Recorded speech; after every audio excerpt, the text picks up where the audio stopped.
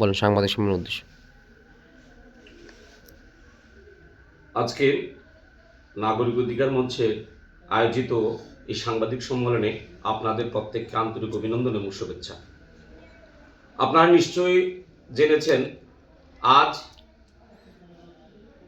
ফটিকরায় বিধানসভা কেন্দ্রে সায়দাপাড় এলাকায় সংখ্যালঘু মুসলিমদের উপর এবং মুসলিমদের হৃদয়ের জায়গা মসজিদ এবং গোটা বিশ্বের মুসলিমদের হৃদয়ে যার স্থান যে আল কোরআন, সে আল কোরআনকে কিছু দুষ্কৃতিকারী সন্ত্রাসীরা জ্বালিয়ে দিয়েছে এবং মুসলিমদের উপর অত্যাচার করে তাদের বাড়ি ঘর জ্বালিয়ে দিয়েছে। এই ঘটনার আমরা নাগরিক অধিকার মঞ্চ তীব্র নিন্দা জানাই এবং রাজ্যের প্রশাসনের কাছে আমরা অবিলম্বে এই দুষ্কৃতিকারীদের গ্রেপ্তারের জন্য আমরা দাবি জানাচ্ছি।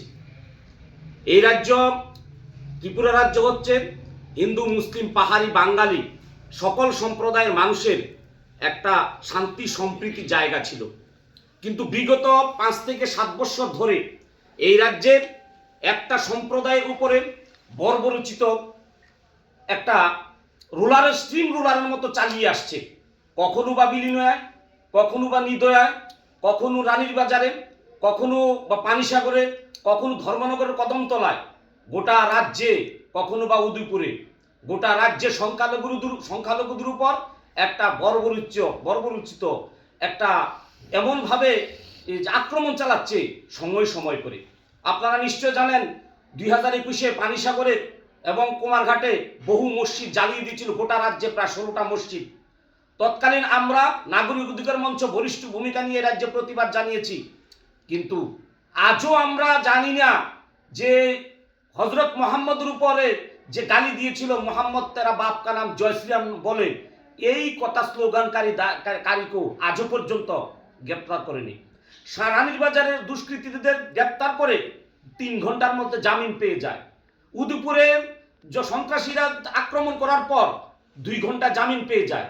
এই রাজ্যের প্রশাসনের, আমি বলবো পরোক্ষভাবে এই দুষ্কৃতিকারীরা এই প্রশাসনের দুর্বলতাকে হাতিয়ার করে তারা একটার পর একটা অঘটন করে যাচ্ছে। ঠিক তদ্রূপ আজ এই সাহস পেয়ে ফটিকরায় বিধানসভা কেন্দ্রের একজন মন্ত্রী, যে মন্ত্রীর বিভিন্ন সময় উস্কানিমূলক বক্তব্যের কারণে এই রাজ্যে অস্থিরতা সৃষ্টি হয়, এবার দেখা গিয়েছে সেই মন্ত্রীর বিধানসভা কেন্দ্রে এই এরকম বর্বরচিত হামলা হয়েছে। আমরা যতটুকু খবর নিয়েছি, এই বর্বরচিত হামলার একটাই কারণ, একটা চাঁদাকে চাঁদাকে কেন্দ্র করে, কোনো একটা পুজো বা কীর্তনের চাঁদাকে কেন্দ্র করে এই ঘটনাটা ঘটেছে। চাঁদা মানে কি? ভিক্ষা। তোমার যেই কোনো ধর্মের, মুসলমান হোক, হিন্দু হোক, খ্রিস্টান হোক, প্রত্যেকের ধর্মীয় যে আচার আচরণ, নিজস্ব অধিকার এবং নিজস্ব পূজা আর্পণা, বা আপনি ঈদ হোক বা পুজো হোক, প্রত্যেক নিজস্ব ধর্মের নিজের আচার আচরণ, নিজের পয়সা খরচ করে ধর্মীয় আচার আচরণ অনুষ্ঠান করা হয়। দেখা গেল কি চাঁদাকে কেন্দ্র করে, ভিক্ষাকে কেন্দ্র করে, ভিক্ষা খুঁজতে গিয়ে মালিকের উপর আক্রমণ, ভিখারির আক্রমণ।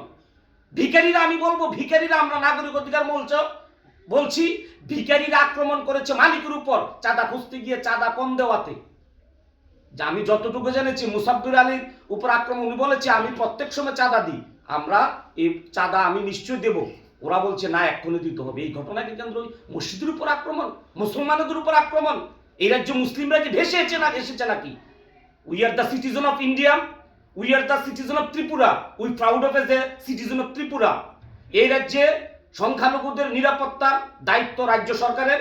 আমরা অবিলম্বে নাগরিক অধিকার মঞ্চে দাবি করছি, প্রত্যেকটা নাগরিককে রাজ্যের হিন্দু, মুসলিম, পাহাড়ি, বাঙালির মধ্যে ভ্রাতৃত্ব বন্ধন যেন অটুট রাখে, সেই দৃষ্টিভঙ্গি নিয়ে অবিলম্বে প্রশাসন দুষ্কৃতিকারীদেরকে আগামী 72 ঘন্টার মধ্যে দুষ্কৃতিকারীদেরকে অবিলম্বে গ্রেপ্তার করতে হবে। আর না হলে আমরা নাগরিক অধিকার মঞ্চ গণতান্ত্রিক পদ্ধতিতে আমরা বৃহত্তর আন্দোলনে স্টেপ নেওয়ার জন্য আমরা বাধ্য হব।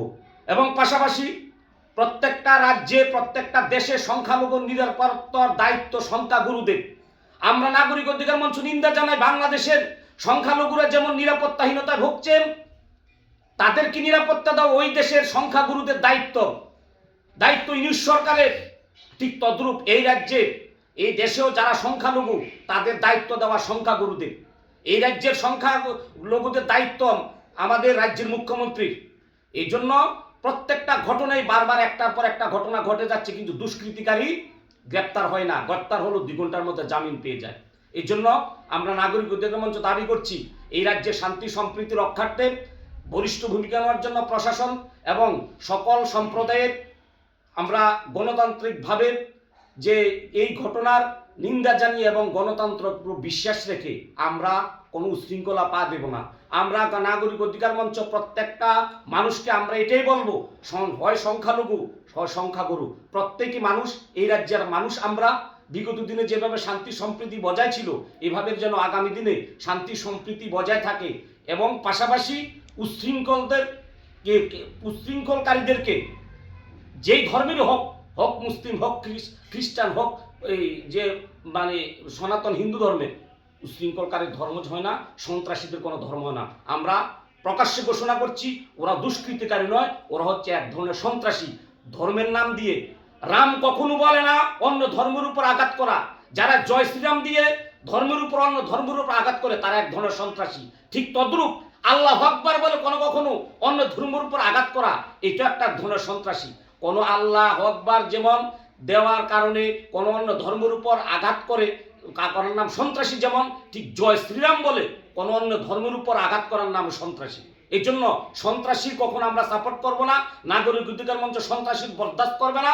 আগামী দিনে এই সন্ত্রাসী বন্ধ না করলে আমরা নাগরিক অধিকার মঞ্চ আমরা বৃহত্তর আন্দোলনে যাব। আমরা এবং রাজ্যের প্রশাসনের কাছে আকুল আবেদন, এই শান্তি সম্প্রীতি বজায় রাখা এবং সকল হিন্দু মুসলিম পাহাড়ি বাঙালি যেন আমাদের এই রাজ্যে শান্তি সম্প্রীতি যেন অটুট রাখতে পারি, এই দৃষ্টিভঙ্গি নিয়ে এবং দুষ্কৃতিকারীদেরকে আমরা কখনো আশ্রয় না দিয়ে তাদেরকে আমরা যেন অবিলম্বে গ্রেপ্তার করা হয়, প্রশাসনের কাছে এটাই দাবি।